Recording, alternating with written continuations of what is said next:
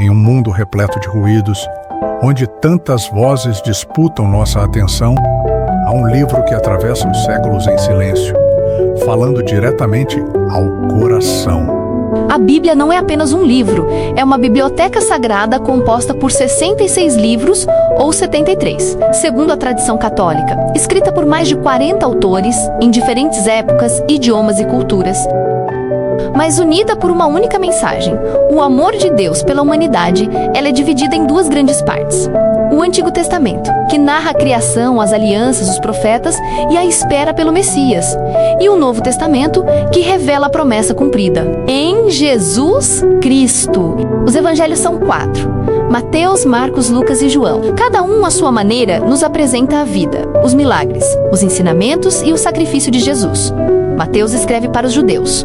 Mostra Jesus como o rei prometido, o Messias esperado. Marcos, o mais curto, direto e urgente, retrata Jesus como servo sofredor.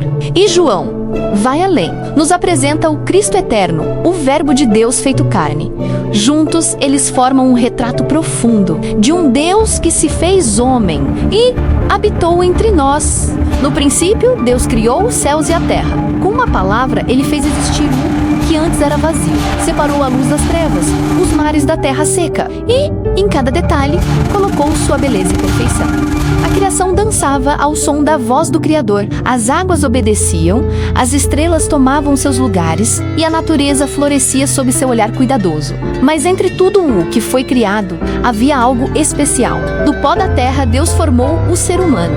Nasceu o homem e, em seguida, a mulher, criados à imagem e semelhança de Deus, não para apenas existir, mas para se relacionar. Adão e Eva habitavam o jardim do Éden, um lugar de harmonia, abundância e paz.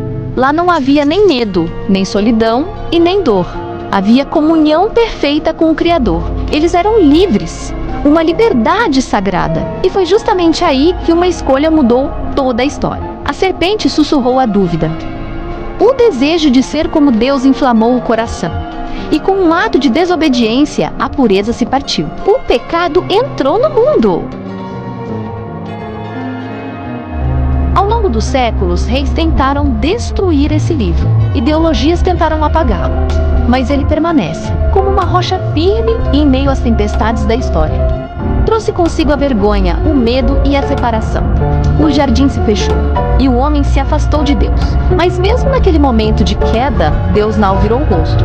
Ele prometeu redenção e que um dia viria aquele que esmagaria a cabeça da serpente, que restauraria a comunhão e devolveria ao homem o acesso ao coração do Pai. Porque desde o princípio, mais do que criar o mundo, Deus estava escrevendo uma história de amor.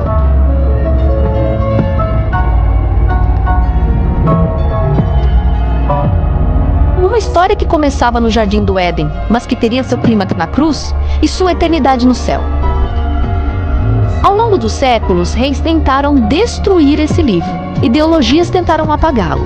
Mas ele permanece, como uma rocha firme em meio às tempestades da história. Porque a Bíblia não é só um livro sobre Deus. É Deus falando com um homem, uma carta de amor, um mapa para a alma, uma lâmpada para os que caminham na escuridão. Os evangelhos não são biografias comuns, são convites. Convites para conhecer a verdade e experimentar a transformação. Eles não foram escritos apenas para informar, mas para convidar à fé. Cada milagre, cada parábola, cada palavra de Jesus ecoa uma única pergunta: quem você diz que eu sou? Enquanto os reis buscavam manter seus tronos, Jesus deixava o céu para nascer entre os humildes. Enquanto governantes exigiam honra, ele lavava os pés dos discípulos. Enquanto reis se protegiam com exércitos, ele caminhava sozinho para a cruz. Porque o verdadeiro rei não reina com espada, mas com amor. Não veste coroas de ouro, mas uma coroa de espinhos. E não governa por medo, mas pelo toque que cura, pela palavra que transforma e pela cruz que salva.